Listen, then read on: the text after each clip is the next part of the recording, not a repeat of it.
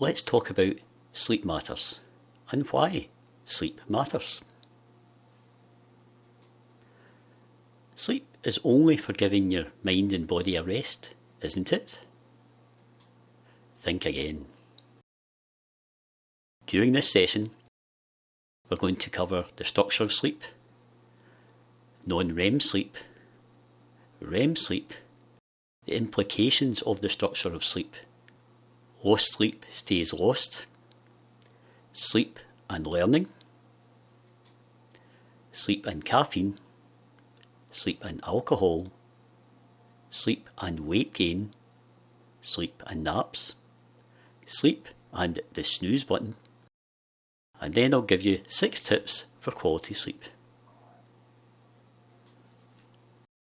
Now, the content of this session is based on the work of Matthew Walker, who is a professor of neuroscience and psychology at the University of California, Berkeley. He is the author of the international bestseller, Why We Sleep, The New Science of Sleep and Dreams, and he also has a range of highly regarded sleep-related content online, and that includes YouTube and TED Talks. It sounds like someone that may know what they're talking about. So let's talk about the structure of sleep. In the late evening, melatonin, a hormone, is released into the body and it triggers the healthy timing of sleep. And once you're sleeping, there's 2 types of sleep. There's non-REM, and REM stands for rapid eye movement. So you start off with non-REM and then REM sleep. So there's 2 types that happen during your sleep. And when we sleep in cycles of 90 minutes, and that's a combination of non-REM and REM sleep. Now, interestingly, the ratio of non-REM sleep to REM sleep changes during the night. So the first half of the night, the higher ratio is non-REM, so there's more non-REM than REM. And the second half of the night is a higher ratio of REM sleep to non-REM, so there's more REM sleep. So let's talk about non-REM sleep. It's actually broken into 4 stages. The first 2 stages are the light stages, and that's when the heart rate drops, the core body temperature drops, and the brain wave activity slows down. The deeper stages, stages 3 and 4, there's huge, powerful brain waves are generated. It's a bit surprising. You probably expected the brain wave activity to continue to slow down, but no, there's huge, powerful brain waves. And during non-REM sleep, your immune system is recharged, your cardiovascular system is overhauled, and your memories are consolidated into the cortex area of the brain, the hard drive of your brain, if you like. The REM sleep, that's the sleep when you have the vivid hallucinogenic dreams. The REM sleep is actually shown to improve emotional health. It acts as an emotional first aid package, and it takes the sharp edges off difficult experiences. And also creates links with a huge range of memories, and from that you get creativity boosts and problem solving. Now, the implications of the structure of sleep, so a quick reminder. So you get 90-minute cycles of non-REM sleep and REM sleep. The ratio between non-REM and REM changes during the night, so the first half of the night is a higher ratio of non-REM sleep, second half of the night is a higher ratio of REM sleep. So, going to bed later than usual and or getting up earlier than usual impacts not just the number of hours of sleep that you get, actually impacts the amount of non-REM and REM sleep, which affects different parts.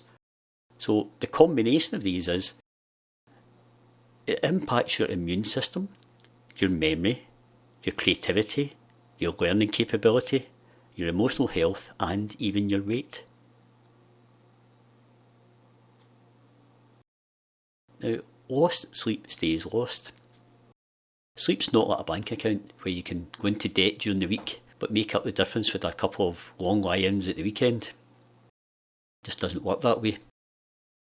The reality is long-term sleep deprivation significantly increases mortality risk, and that's how serious sleep is. It affects your mortality. It significantly reduces the health, and that impacts areas like diabetes, obesity, and your cardiovascular systems. And your immune system is also badly affected.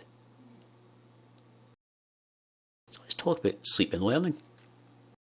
If you have good quality and good quantity sleep, during the day your hippocampus, that's like your brain's inbox, it's like a USB drive with a time-limited storage. It fills up with new information. And then during deep sleep, the new information is transferred from the hippocampus to your cortex, if you like, your permanent hard drive. And by morning, the hippocampus is cleared and it's ready for next day's onslaught of information. You need sleep before learning to prepare your brain for new information.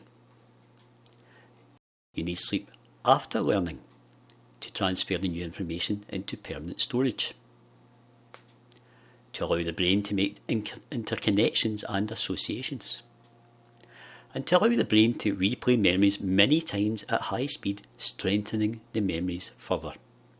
And that's why it can be good to sleep on a problem. If you have good quality and good quantity of sleep, imagine your brain is like a dry sponge. It's ready to soak up new information. Your brain soaks up the information during the day, and after a good night's sleep, the sponge is dry again, ready for new information. If you have poor quality and poor quantity of sleep, your brain is like a waterlogged sponge, and it just can't take any new information. It can't soak up new information. Sleep and caffeine. Remember, caffeine is a stimulant, and it has a half-life of 5 to 6 hours, and therefore a quarter life of 10 to 12 hours. That means if you take a coffee or a caffeine drink at 2 p.m, a quarter of the caffeine is still in your system at midnight. And the impact of that on your sleep is it reduces your non-REM sleep and reduces your quality of sleep. The result is there's reduced information transfer to your long-term memory, and you don't wake up feeling refreshed. Sleep and alcohol. Alcohol is a sedative, so it can make you feel sleepy. However, sedation is not the same as an actual sleep. If anyone's ever been unfortunate enough to go through an operation in a hospital and been sedated, you certainly never wake up feeling good. It's not a pleasant experience. So what's the impact on sleep with alcohol? Well, it fragments your non-REM sleep, because even though you think you're sleeping, you're actually sedated. You're actually waking up several times during that particular patch of the night, so the deep sleep is broken up.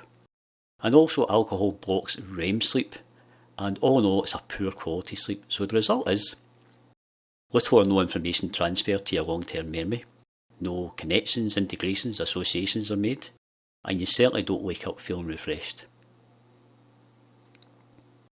Now, believe it or not, there's a link between sleep and weight gain.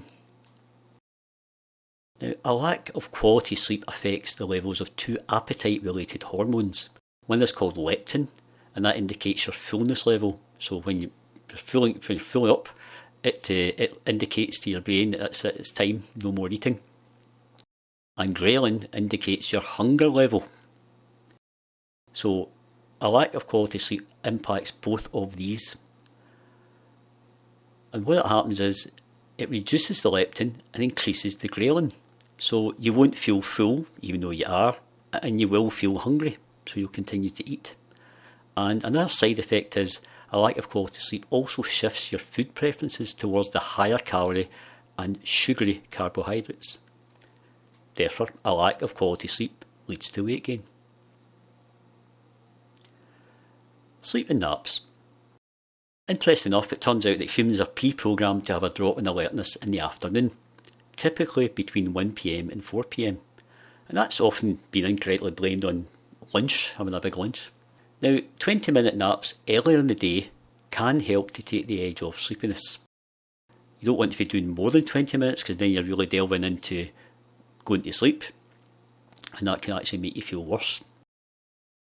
And remember that long naps in the afternoon or the early evening can negatively affect your ability to get to sleep when it's time for your main sleep.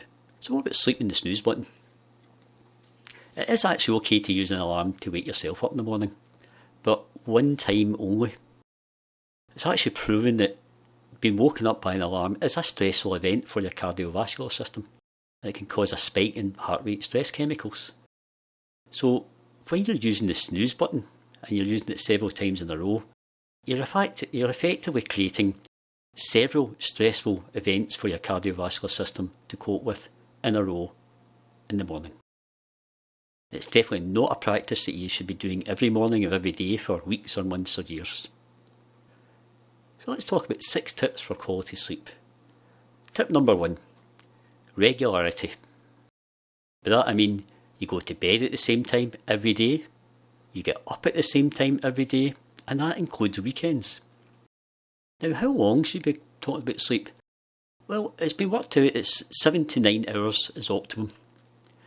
And there's that word again, mortality. The mortality risks increase when you get less than 7 hours sleep, and also increase when you get more than 9 hours sleep. Use a go-to-bed alarm. Set an alarm for 15 to 30 minutes before bedtime. Personally, I wear a Fitbit and it's set up to warn me 15 minutes before bedtime that it's time to start winding down and going to bed. Next one. Temperature. You want to aim for around about 18 degrees centigrade. The fact is the body needs to drop its core temperature to initiate sleep. That's why it's actually easier to sleep in a cold room than it is to sleep in a warm room. Number 3, darkness. Darkness triggers the release of melatonin, and that regulates the timing of sleep, as I said earlier. So things you could do is dim the lights, and ideally in the last hour before bed, stay away from computer screens, tablets and phone screens. Number 4, you can't sleep. Well, get up. Don't stay in bed awake for long periods of time. It's a bit like you're lying in bed waiting to fall asleep and it's not happening. It's a bit like going to the dining table and sitting there waiting until you feel hungry. It's not really an effective strategy.